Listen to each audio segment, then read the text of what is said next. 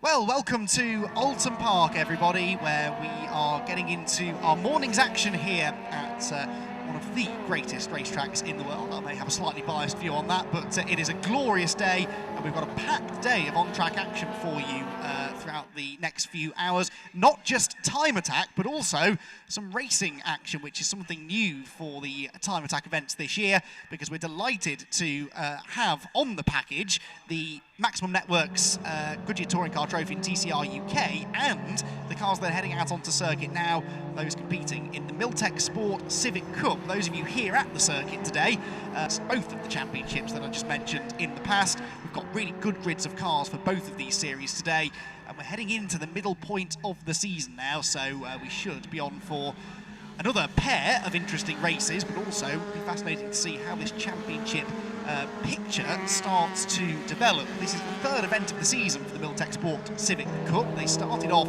at a very soggy Cadwell Park back in April, where actually it was so wet that the second race of the day was cancelled, so only one race took place there. Then they went to Brands Hatch a few weeks ago, where they did manage to get their full quota of 3 races in, and it leaves us with a championship that is pretty finely poised. Alistair Camp leads the way in the number 45 car. He scored 75 points so far this season by virtue of 2 race victories that he's had. We then have Dave Buki second on 68 points, Matt Luff and Jamie Tonks tied for third on 63, and Dan Thackeray fifth on 60 points. So it's all very tight, but these 2 races today will be significant because we are marching towards the halfway point of the championship.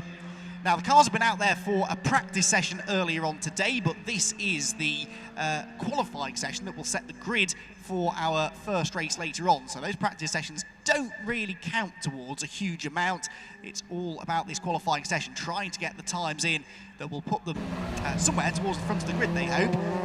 The practice session earlier on, for what it's worth, was topped by the championship leader, Alistair Camp, with a 136.612. So they're the sort of lap times that we're going to be looking at. It will take them laps to get themselves up to speed. In the meantime then, let's introduce ourselves. Andy McEwen up here in the commentary box, delighted to be joined once again by a man who knows a thing or two about front-wheel drive tin-top racing. Paul O'Neill alongside me once again. And Paul, last time out at Brands Hatch was your first taste of the Civic Cup live in person, and I think you're a fan now, aren't you? Yeah, massive fan, and hello, welcome. It's good to be with you, Andy. Civic Cup, absolutely amazing. Loved it at Brands. There were so many cool stories throughout the paddock, and these guys just seem to really look after each other. And the racing's hard, the racing's tough.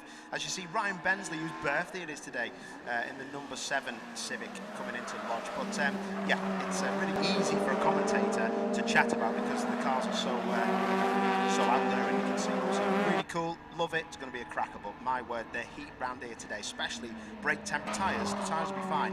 The brake temperatures will be horrendous, and they'll be getting a lot of knock-off as they go over the curbs and knock those pads away from the discs. So yeah, it's all good, my man. Yeah, and the heat, of course, will not only take a toll on the cars, but also the drivers as well. I mean, it gets talked about a lot, this, but if it's 25 degrees outside the car, it's a lot warmer than that inside the cars, and that has to be uncomfortable at the very least, and it's something that can definitely cause distractions as you get deeper into a 20-minute race. Yeah, exactly. You know, you do hear of drivers, especially in this championship, you can actually run with the windows down, but some of the drivers won't do that because of the aerodynamic effect.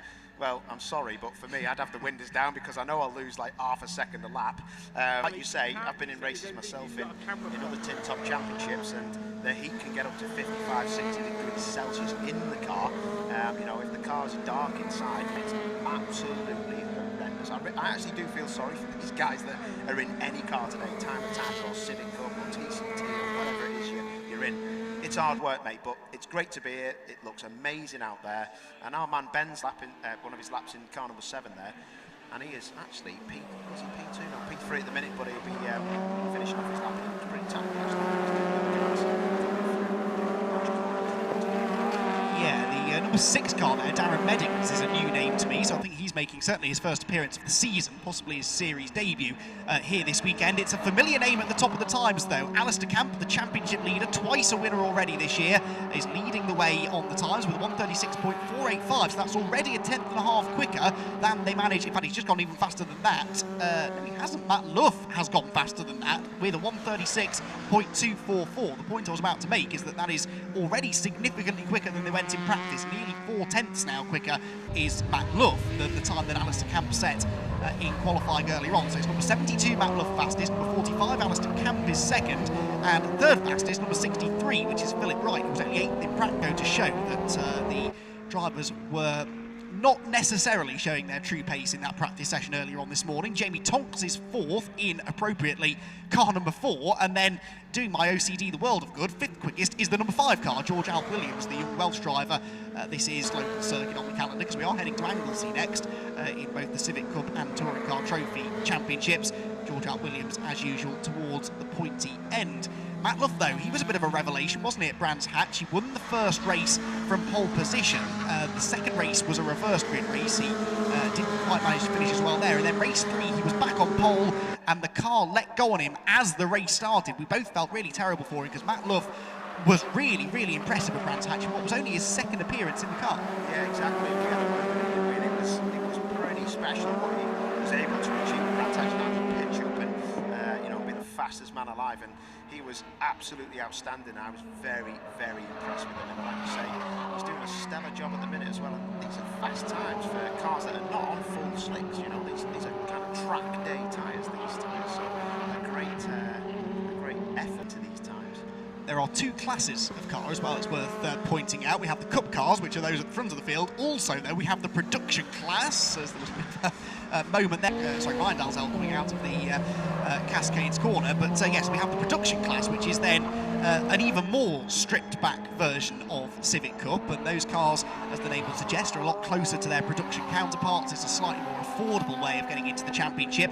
Alfie and Harry Threlfall were the 2 fastest in practice earlier on, although Alfie, we believe, had an off at Oulton corner. May have done some damage to the car as Alfie ended up back out on track. Yes, he's made it out for qualifying, that's good news. But the Threlfalls, they were quick at Brands Hatch as well, weren't they? In fact, on more than one occasion, we was on the podium together.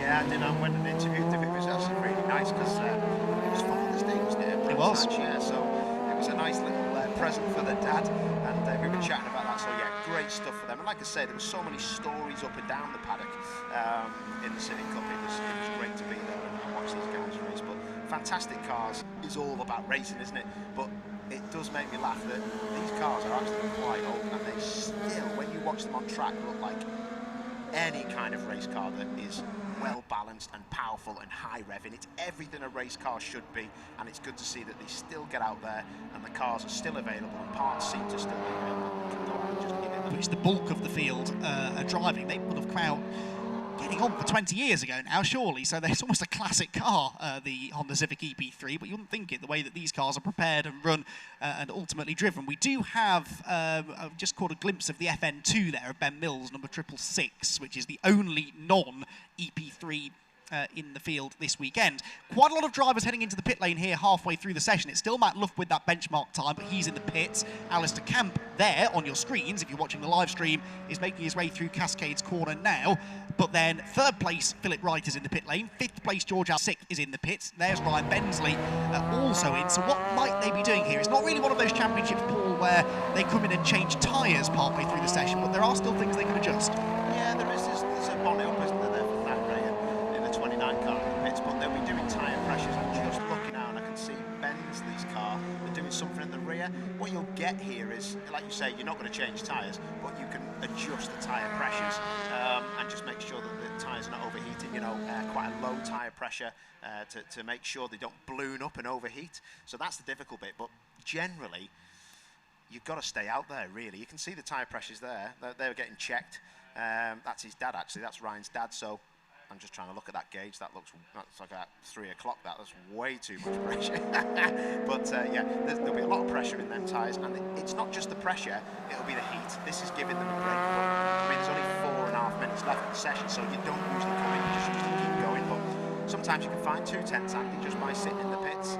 making sure everything gets cooled down, go and do an out lap, which is cool, straight across the start-finish line and go again and just stick what happened, and you can find those 2 temps, because even the intakes on the engine have got cooler air going into them, so yeah, they seem like they're still going at it, and times there's a couple of green sectors, so people are still going a bit quicker, but not by much.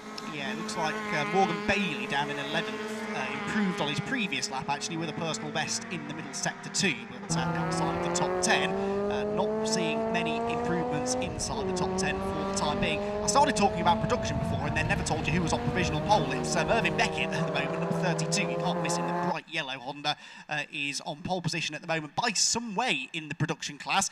In the pit lane, we're seeing the number 66, which is Alfie Threlfall, who I'm pretty sure is the car that was in the barriers in practice earlier on. Now, he is currently slowest when he was quickest of the production class cars in practice. He's done a 144.8 earlier on this morning. He did a 41.4, so it looks to me, Paul, like there's some legacy damage after his off earlier on. Yeah, they were looking down the front of that engine near the subframe, and there's a lot of wires, a lot of sensors, that kind of stuff. So on these cars in particular, if you have a sensor go down, or it's playing up because you've had a bit of contact with something, if it's reading wrong on the engine, then the engine will kind of like back itself off to protect itself. So maybe they've got a problem there. There's a 29 as well. Looks like is actually getting pushed down the pit lane, and that one might be the finish. Yeah, not good news for Dan Thackeray. Thackeray is 6th fastest actually, so he got a decent time in before the issue, whatever it is, put him out of the session. We've also got Mills there in the 666 coming into the pit lane. Alfie Threlfall, who we were just talking about in the pit lane with this mystery issue, has won 3 of the 4 production class races that we've had so far this year. He was a comfortable championship leader, relatively comfortable anyway, 11 points clear of Mervyn Beckett. There we're seeing on the screens Alfie's car going nowhere, 2.5 minutes left, so it's unlikely that he's going to get out, and that could really change the complexion of this production class championship. If Mervyn Beckett can continue this fairly convincing pace that he's showing, he's still nearly a second quicker than anyone else in class. If he can go and win a couple of races today, Alfie Threlfall might live to regret that off that he had this morning. Yeah, and it's a difficult one when you spend half your time in the pit lane. As Bensley in the 7's got his headlights on, he comes across the strike. He's going to have a bit of trouble. He's got a bit of a back marker in front of him. It'll be interesting to see his first sector time, because I think that was a production car. Yeah, if they come down to the hairpin, he's cleared that car. That would be absolutely amazing. And let's see what his first split is, because this will give us an idea if sitting in the pit lane has actually done him any favours and cooling stuff down. Alfie on his way, probably going to finish, isn't he? He's going to turn right, yeah. Oh no, he's going out. He's just, if he gets a move on, he's just maybe got time to get around to start a lap. There is 1 minute and 35 seconds left on the clock, and a quick production lap is in the sort of 41s, maybe not. That is the 77. It is. That's Martin Daltel, isn't it? That looks like Knickerbrook. He's pulled off just on the outside of Cascades, but I think he's actually pulled off from Knickerbrook area. Mechanical issue then, by the looks of it, and I don't think that's the last we're going to be hearing of things like that today. Alfie Threlfall, that's Harry Threlfall, that's the other Threlfall brother going wide at the hairpin. But yes, these cars are really going to be tested today, mechanically speaking. I think we're going to hear the word overheating quite a lot, and that'll just be for us in the car. Exactly, yes. Even over just a 15-minute session, the car's being given a real workover. Harry Threlfall then lets his brother through. Now, is Alfie going to get round here to get a lap in? And if he does, what sort of pace is he going to be on? He's coming out of Knickerbrook now with 35 seconds left. It's going to be tight, this, isn't it? He's trying hard, isn't he? Did you see the rear of that car on the way down? It looked like it was very nervous. I don't think it'd be tyre temps. The car looked like it was a trailer having a tank slapper on the motorway. It's moving around, so he's just trying absolutely his hardest to get round and crack on. Look at that for a slide from Luff. Oh my word. Talk about turning oversteer. Wow. That was fantastic. I thought he was going off then. Fair play. No wonder he's like 2.5 tenths up the road as we follow him on the lap as he goes through Cascades, now going down to the island hairpin. That was impressive. I tell you what, I'm going to look at his split because it will come up in a second as the checker flag goes out. I think he lost about 4 or 5 tenths then with that oversteer, which I'm not surprised at. So I was obviously thinking that car was going to be a really economical write-off as it was going backwards towards the These cars, though, they are quite twitchy, aren't they? And a lot of the drivers say that's how you have to set them up. You have to have that rotation on the nose because they can be prone to understeer otherwise, so they set them up very stiff at the rear and they really throw them into the corners. Of course, they're not hugely powerful cars either, so you have to keep the momentum up through the turns in order to gain lap time, but that was a pretty spectacular moment. Right, checkered flag is out in the session, but if you started a lap before the checkered flag came out, you are allowed to finish it. Bad news for Alfie Threlfall was that he didn't quite make it. I spotted he crossed the start-finish line maybe 2-3 seconds after the checkered flag came out, so that's really unfortunate. Alfie will start at the back of the grid then. Matt Luff is going to complete this lap but isn't really improving. No one really is improving in the sectors inside the top 10. The number 74 car is slightly improving in that Robert Butler has set the personal best in the first sector. Rob Butler was another that was really out of luck at Brands Hatch, wasn't he? Really promising young Irish talent, pretty good sim racer as well as Rob. And every time we spoke to him at Brands Hatch, he still had a smile on his face, but he was telling us about a new mechanical issue that his car had developed. He'll be really hoping they put that behind them this weekend.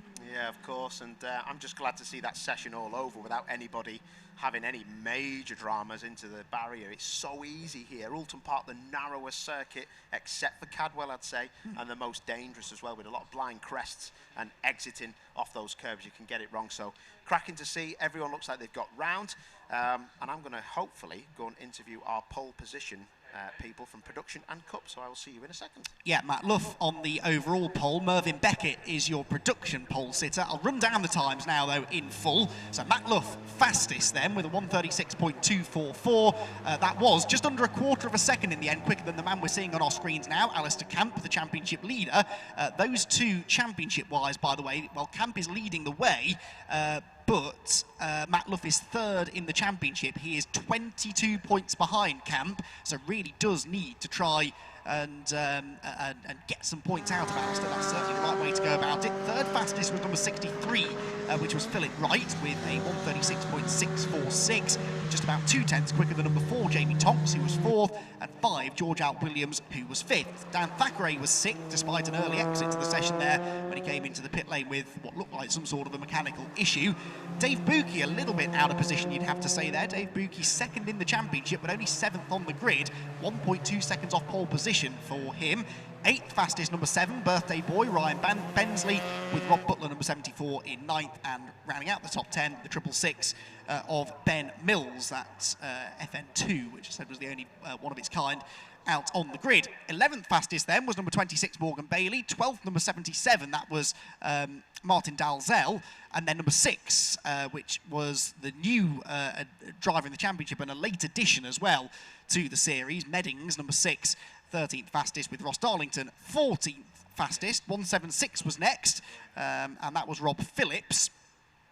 He was 15th, 16th place then for number 28, Chris Mullen. 17th, number 71, Max Lewis, and 18th position for number 9, Paul McHugh, and in 19th place, the final of the Cup class cars, was number 47, Simon Waite. Then in production class, it was pole position for Mervyn Beckett, number 32, the man 2nd in the championship, with a 1:41.504, 3/4 of a second faster in the end than anyone else in his class. It was number 46, John Peerless, who was 2nd fastest. Harry Threlfall 3rd, number 68. 4th was number 116, Matthew Stenning. 5th in class, number 16, Mark Hughes. Then 6th, number 76, Simon Welch. 7th was number 44, which was Rhys Lewis. And then Alfie Threlfall, number 66, championship leader. 3 times a race winner already this year in the production class, but slowest in qualifying, having spent most of it in the pit lane. As a result, we presume, of his off in practice earlier on this morning. So the cars then have made their way back around towards Parc Fermé. We are hoping that the pole position sitters have made their way down. Indeed, I can see they have, to the podium area. So in a moment or two, on the live stream, at least, we'll be able to hear from Paul O'Neill. Unfortunately, we can't bring you those interviews over the tannoy, but we will. You can, of course, go and watch the live coverage, which you can find for the Civic Cup on the Milltek Sports Civic Cup Facebook and YouTube pages. The same is then true also for our races a bit later on for the Maximum Networks Goodyear Touring Car Trophy and TCR UK races. A qualifying session for them coming up before too much longer. At 10 to 11, we're hoping, and their 2 races later on. Right, let's head down to the pit lane then. Paul O'Neill is there with our pole sitter, Matt Luff. closers. Matty Luff, you're just telling me how hot of a day it was, mate, as you didn't even hear. I was getting a 3-2-1 from the director. Absolutely amazing, mate. What a pole position lap, and your tyres look mint. Yeah, no, I mean, that's 2 out of 2 now. 1 at Brands, 1 here. Car felt amazing. I think today was always going to be a case of who can get a time in when the tyres are at the optimum. So those first 2 laps, trying to find some clear space. And yeah, I found some clear space. I got a good time in, and that was that. I think it was a 6.2. It was 36.2. Yeah. So yeah, about 2 tenths quicker than second place. So yeah, I'm more than happy. I couldn't hope for more than that. So yeah, over the moon. It's been looking good through practice for you, but did you go out in a mindset that I will sort this is fine, we're definitely on pole, or was it a bit of a case of I'll give it a go and see where we are? This championship's incredibly competitive. So there's at least 5 or 6 guys that can have pole, and there's maybe 10 guys that can win a race. So it's never sort of clear cut, no matter who you are. So there's always going to be a challenge. But yeah, it was just a case of finding that clear space. So yeah, I'm really happy. And what about in the car? We were talking in comms about the temps in there. I know you're in the sun, and I'll get you gone in a minute. You've only done a few laps, mate, and you look like you're sweating a bit, fella. I'm not being rude, but how's that going to pan out in the race? Are you worried about that? Not particularly. I mean, back when I raced juniors, it was those things are so small and they get so hot. You're gonna get used to it. Obviously, Mazda's last year was a lot nicer. You got the open top, so you get the wind blowing through the car when you're going along. But yeah, it's not a problem. You get used to it. Have we got a win on? Maybe. I'll have to wait and see. Top man. Listen, I'll let you go, and we'll get Mervyn in. Spot on. Well done, lads. Cheers, mate. Thank you. Excellent work. Right, Mervyn. How are you, Captain? Let's have you over. Look, he's got his mask on and everything. I'm allowed to be exempt from that. Absolutely amazing lap, mate. You're about 7 tenths up the road, I think. Yeah, I think I did it quite early, from what I can tell. So I was really pleased. I just knew to get out there, chuck some new tyres on. I knew I need, a track like this, got experience. So I knew I had to defend. So I know that if I get in pole for the race, then I've got a real good chance. And it's quite tight behind you. Is it just a case of try and keep up with the Cup boys and gone? Or what's your deal? I think the first couple of laps is always a mix-up with the Cup cars. And definitely with a few of the unexperienced Cup cars, on greasy tyres, I'm normally past them. But just hopefully, just try and stay on the track, try and get a couple of cars in front of us, hopefully, and then just go for it. Job's a good one. Mervyn Beckett, excellent work, mate. Pole position, spot on. Back to you, Andy. Top work. Thank you very much, Paul O'Neill down there getting our interviews for the live stream here today. We've got cars heading out onto the circuit here for our next session, but for the time being, from Milltek Sport to Civic Cup, that is your lot. Their first race is due to start at about 25 to 1 this afternoon, their second one at 10 past 3. So be sure to head back to the Milltek Sport Civic Cup social media pages to keep up with all of the action.